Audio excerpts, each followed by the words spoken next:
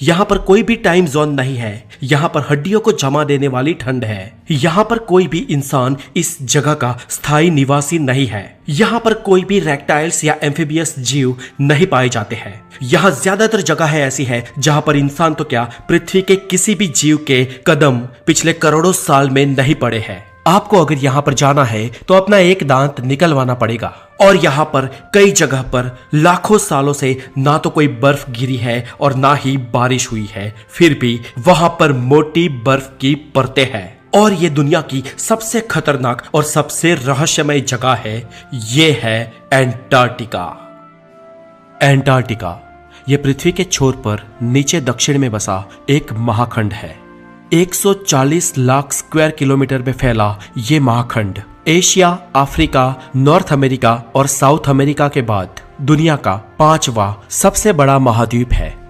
विस्तार में तो ये यूरोप से 1.5 गुना और भारत से 4.5 गुना ज्यादा बड़ा है। यहाँ पर दोस्तों अगर आप जाओगे तो आपको ये लगेगा कि आप पृथ्वी पर नहीं लेकिन किसी और प्लेनेट पे हो। ये विश्व की सबसे ठंडी, शुष्क और तेज हवाओं वाली जगह है। यहाँ पर हड्डियों तक को जमा देने वाली ठंड है और चारों ओर जहां तक आपकी नजर जाएगी आपको सिर्फ बर्फ की चादर ही नजर आएगी।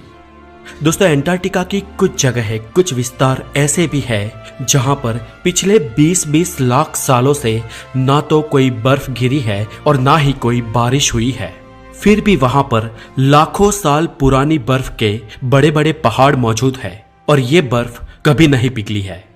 एंटार्क्टिका में मौजूद ये जगह पृथ्वी पर की सबसे शुष्क जगह है और इसीलिए इसे ड्राई वैली भी कहा जाता है। आज हमारी पृथ्वी पर कोई भी देश या कोई भी छोटा सा रिमोट एरिया भी ऐसा नहीं है जहां पर मानव बस्ती ना रहती हो। लेकिन दोस्तों एंटार्क्टिका इसमें अपवाद है। ये इतना बड़ा महाखंड होते हुए भी वहां का कोई स्थानीय निवासी नहीं है। जी हाँ, पृथ्वी पर कोई भी इंसान एंटार्क्टिका का नागरिक नहीं है, पर यहाँ पर विविध देशों के रिसर्च स्टेशन है जहाँ सालाना 2000 से 5000 लोग आते जाते रहते हैं। और यहाँ पर हमारे देश भारत ने 3 रिसर्च स्टेशन डाले हैं जिनमें 2 एक्टिव है। इसके अलावा एंटार्क्टिका में मैकमुर्डो नाम का अमेरिका का एक न्यूक्लियर पावर स्टेशन भी है जो 1962 से यहाँ पर एक्टिव है। एंटार्क्टिका में जो लोग यहाँ पर रिसर्च करने के लिए आते हैं वो लोग यहाँ पर सिर्फ समर में ही रुकते हैं और यहाँ का समर भी बहुत ही ठंडा होता है, जबकि विंटर में यहाँ रह पाना बहुत ही मुश्किल होता है। और यहाँ पर आने वाले हर एक इंसान का मेडिकल चेकअप होता है, जिसमें डेंटल चेकअप में ये सुनिश्चित किया जाता है कि यहाँ आने वाले प्रत्येक इंसान की विजडम टीथ निकाल देनी ही पड़ेगी, यानी कि यहाँ आने वाले प्रत्येक इंसान का विजडम टीथ रिमूव करने के बाद ही उसे यहाँ आने की परमिशन मिलती है। दोस्तों आपको जानकर हैरानी होगी कि ये दुनिया का सिर्फ एक ही ऐसा महाद्वीप है जहाँ पर कोई टाइम जोन नहीं है। पूरी धरती पर सिर्फ ये एंटार्क्टिका और न्यूजीलैंड 2 ही ऐसी जगह है जहाँ पर कोई भी जाति के सांप नहीं पाए जाते हैं। यहाँ इंसानों के अलावा अतिशय ठंड को सहने वाले कुछ जीव ही बस पाते हैं, जिनमें पेंगुइन्स, सील्स, निमेटॉन्स, टार्डिग्रेड, भिन्न प्रकार की शैवाल और कुछ टुंड वनस्पतियों का समावेश होता है। दोस्तों ये कुछ गिनी चुनी प्रजातियां भी एंटार्क्टिका के छोर पर, जहां पर समुद्री किनारा है, वहां पर ही पाई जाती है। एंटार्क्टिका के बीचों बीच तो कोई भी जीव मौजूद नहीं है। हम इंसानों ने हमारी पृथ्वी पर नापा हुआ आज तक का सबसे कम टेम्परेचर -89.2 डिग्री सेल्सियस रहा है और ये पृथ्वी का सबसे कम टेम्परेचर एंटार्क्टिका में दर्ज हुआ है और ये रिकॉर्ड 21 जुलाई 1983 के दिन दर्ज किया गया था। दोस्तों पृथ्वी की ये इतनी ठंडी जगह हमेशा से इतनी ठंडी नहीं थी। जी हाँ दोस्तों, आपको ये जानकर हैरानी होगी कि ये खंड करीब 53 लाख साल पहले बहुत ही गर्म हुआ करता था और जहां का तापमान हमेशा 20 डिग्री सेल्सियस से ऊपर ही रहता था और वहां पर खजूर के पेड़ भी उगते थे। लेकिन जाहिर सी बात है कि उस समय उसका भूभाग पृथ्वी के इतने दक्षिणी छोर पर नहीं था। हमारी पृथ्वी की प्लेट्स में सतत बदलाव आते रहते हैं और पृथ्वी की प्लेट्स के सतत सरकने से आज एंटार्क्टिका पृथ्वी के दक्षिणतम भूभाग में स्थित हुआ है।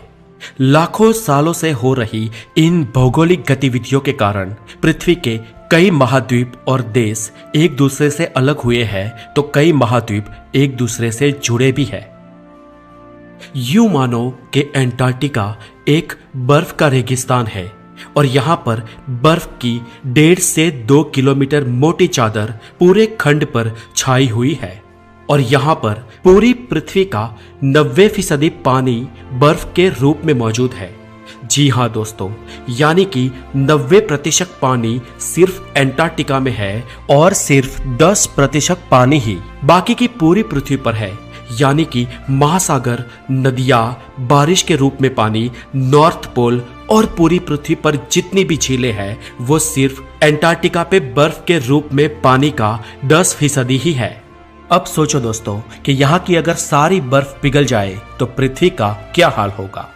दोस्तों, अगर किसी कारण ऐसा होता है तो पृथ्वी पर 200 फीट तक सी लेवल बढ़ जाएगा और यूं मानो कि लगभग पूरी मानव सभ्यता समाप्त हो जाएगी। दोस्तों, आपको ये बात जानकर भी हैरानी होगी कि एंटार्क्टिका में कुछ लोगों ने जन्म भी लिया है। जी हाँ दोस्तों, एमेलियो प्लामा नाम का एक शख्स दुनिया का पहला ऐसा व्यक्ति था जो पृथ्वी के इस दक्षिणतम छोर में जन्मा था। एमेलियो का जन्म एंटार्क्टिका में 7 जनवरी 1978 के दिन हुआ था।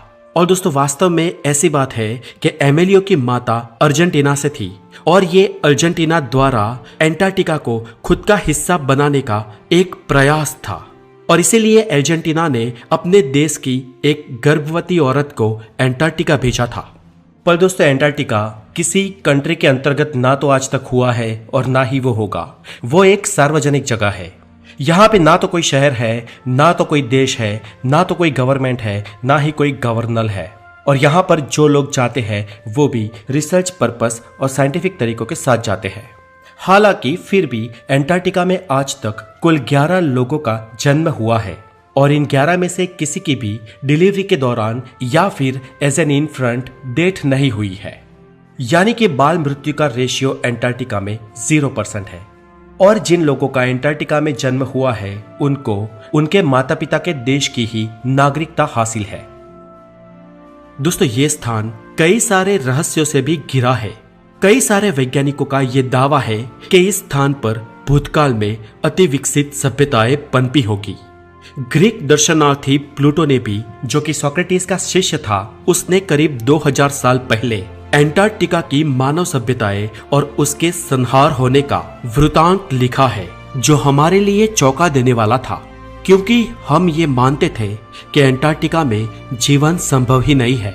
और इसीलिए ये जानकारी के बाद कुछ रोमांचक मनुष्यों ने एंटार्क्टिका के जीवन के अवशेषों पर रिसर्च करना शुरू किया और वहां पर जाकर खोजबीन की, तो कुछ अवशेष और तथ्य जो सामने आए वो प्लेटो के अनुमान से हूबहू मिलते जुलते थे। इस पर कुछ वैज्ञानिकों का ये भी कहना है कि हो सकता है कि सालों पहले हमारी ही कुछ पौराणिक सभ्यताओं के लोग उस समय इस जगह पर पहुंचे हो। सच आखिर कुछ भी हो, लेकिन आज तक यहाँ पर इस पर रिसर्च हो रहे हैं और आगे भी एंटार्क्टिका के कई सारे रहस्यों से पर्दा उठने वाला है। तो दोस्तों, आज के लिए इतना ही। ये वीडियो आपको अगर अच्छी लगी हो तो लाइक करें और अगर इसके बारे में कोई भी सुझाव है तो हमें कमेंट्स जरूर करें।